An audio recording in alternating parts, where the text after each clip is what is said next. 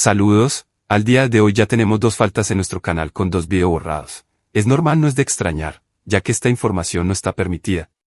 Sin embargo, he tratado en lo posible de omitir temas que sé que llevarían a la eliminación del canal de manera inmediata. Más aquí en este video voy a comentar lo siguiente. Recuerdo tiempos pasados donde tocando conversaciones con personas que están en el mismo lineamiento de la gnosis como verdad que viene desde el origen, y no como sabiduría hiperbórea escrita por Nimrod de Rosario. Sabíamos que estas cosas iban a pasar, que en el momento en que se comenzara a hablar de los temas ya fuera por YouTube o en público, no sería bien visto. Hay el caso de personas que hablaron escuetamente en público dando a conocer sus rostros y sus vidas y ya tiene problemas por ellos. Sin embargo, no me sorprende. Ahora hay videos hablando de la sabiduría hiperbórea para bien o para mal. Muchos están desorientados y desorientando. Algunos dicen los libros esto, los libros aquellos, pero olvidan lo más importante, el verdadero mensaje. Olvidan que esto no es para todos, que si usted es una persona de naturaleza débil y se conoce, es mejor ni siquiera intentarlo, y que ese mejor así en su vida, en su mundo, y sea feliz. Repito, porque esto no es para todos los hombres y mujeres de este mundo.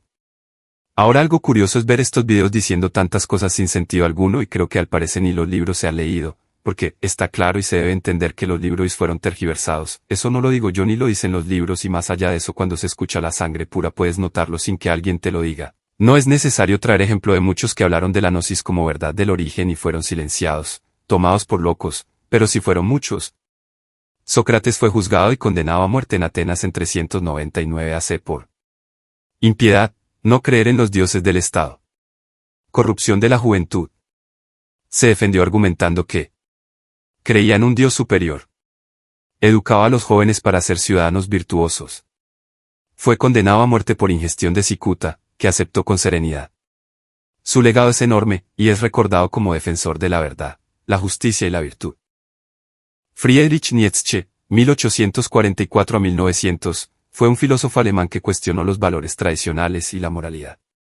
Su vida estuvo marcada por infancia en una familia religiosa, estudios de teología y filosofía, carrera como profesor universitario, problemas de salud mental y física, aislamiento y soledad. Como lo juzgaron por su manera de ver las cosas y la vida. Nietzsche fue juzgado y criticado por su crítica a la religión y la moralidad tradicional, su concepto de voluntad de poder y la idea de que la vida es una lucha constante, su rechazo a la idea de un Dios o una autoridad superior, su énfasis en la individualidad y la autenticidad. Muchos lo consideraron un ateo y un nihilista, un defensor de la violencia y la agresión, un enemigo de la moralidad y la decencia. Sin embargo, Nietzsche también fue un defensor de la libertad y la creatividad, un crítico de la hipocresía y la conformidad, un buscador de la verdad y la autenticidad. En resumen, Nietzsche fue un pensador innovador y controvertido que cuestionó los valores tradicionales y la moralidad. Su manera de ver las cosas y la vida fue juzgada y criticada por muchos, pero también inspiró a otros a pensar de manera diferente. Siddhartha Gautama, el Buda, fue criticado y juzgado por rechazar el sistema de castas hindú, cuestionar la autoridad religiosa, abandonar su vida de príncipe y familia.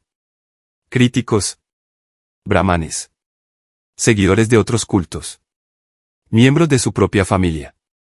Lao Tse, también conocido como Lao Tse, autor del Tao Te Ching, fue juzgado y criticado en su época por varias razones.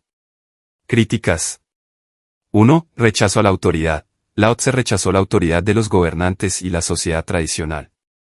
2. Enseñanzas consideradas radicales. Sus enseñanzas sobre el Tao y la importancia de vivir en armonía con la naturaleza fueron vistas como radicales y peligrosas. 3. Criticismo a la moralidad tradicional. Lao Tse criticó la moralidad tradicional y la idea de que la virtud se puede enseñar. Juzgamiento. 1. Exilio. Lao Tse se exilió a las montañas occidentales de China, donde vivió el resto de su vida. 2. Rechazo por la corte imperial. La corte imperial china rechazó sus enseñanzas y lo consideró un hereje. Legado.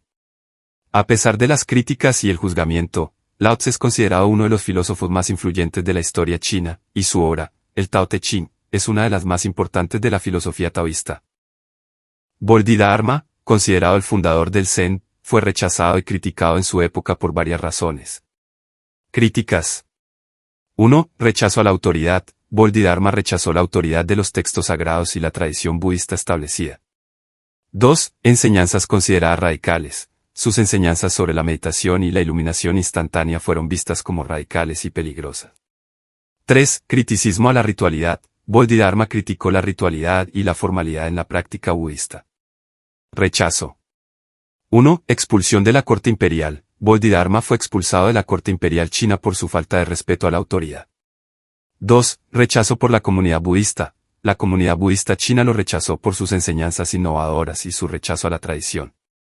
Ahora claro, no digo que estos hombres fueron perfectos o que tenían la orientación o la verdad, tampoco digo que son claros ejemplos a seguir, lo dicho solo son ejemplos de que todo aquel que busca la verdad y llega a su autoexperimentación y despierta, y plantea expresarse en palabras será visto de muchas maneras negativas para el mundo y para la sociedad. Sin embargo, si usted está escuchando este video es porque algo resuena en usted. Y tenga la certeza de que no es un NPC porque aunque cueste sí aquí hay muchos NPC, que solo tienen como misión sostener esto y llamar la atención, para terminar tener claro que la verdad no está en los libros, que los libros fueron tergiversados, que no hay que ir a ningún lado ni buscar en ningún lado, que debes aplicar el principio de inducción no lógica, pues ello es lo que purifica la sangre, que a medida que la sangre del virya se hace más pura, entonces empieza a formar parte de su propia estrategia, pues el modo de vida estratégico de cada virya es único para cada virya.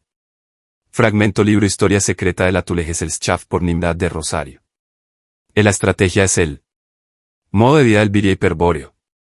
Y sí, cuando vemos un monje mendicante de la India meditar durante largas horas y cumplir todos los ritos budistas, decimos, vive todos los minutos de su vida de acuerdo a su religión y ya está siempre presente en él. También, análogamente, debemos decir, el virya hiperbóreo vive todos los minutos de su vida de acuerdo a la estrategia hiperbórea, y ella está siempre presente en él indicándole el sendero del retorno. Para tornar más claras estas afirmaciones, consideremos brevemente los hipotéticos pasos que seguiría un virya perdido para hallar el sendero del retorno. Se hará así evidente que tales pasos no son otra cosa que movimientos tácticos, es decir, categorías estratégicas. Inicialmente el virya se encuentra perdido.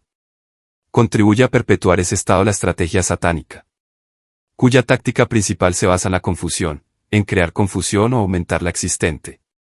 Debe tenerse presente aquí la siguiente regla: para la sinarquía, la cultura, ¿es un arma estratégica? El virya busca orientarse y para ello se pone en alerta. Esta es la primera categoría estratégica, incorporada a la vida corriente. El permanente estado de alerta le conducirá finalmente a dudar de la realidad, de su apariencia sensible, y a desconfiar de la razón y de lo racional, que se revelarán como cómplices del gran engaño.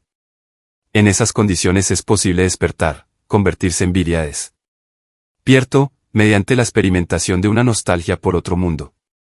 Ese mundo primordial que se intuye, y que atrae con la fuerza del retorno, es la patria del espíritu.